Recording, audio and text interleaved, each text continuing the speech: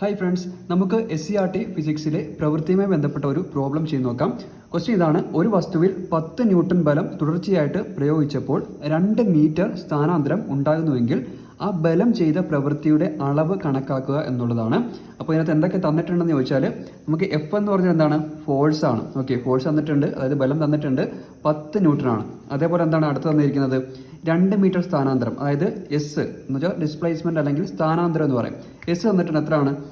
സ്ഥാനാന്തരം 2 metre ആണ്. അപ്പോൾ force തന്നിട്ടുണ്ട്, ഡിസ്പ്ലേസ്മെന്റ് സ്ഥാനാന്തരം തന്നിട്ടുണ്ട്. അപ്പോൾ പ്രവൃത്തി ചെയ്യാനുള്ള ഇക്വേഷൻ എന്ന് പറഞ്ഞാൽ W = F × S, അതായത് ഫോഴ്സ് ഇൻറ്റു ഡിസ്പ്ലേസ്മെന്റ്.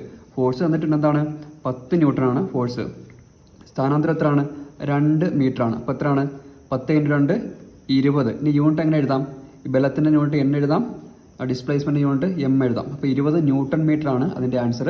ഈ ന്യൂട്ടൺ മീറ്റർ നമ്മൾ ജൂൾ എന്നും പറയാറുണ്ട്. ഓക്കെ, അപ്പോൾ താങ്ക്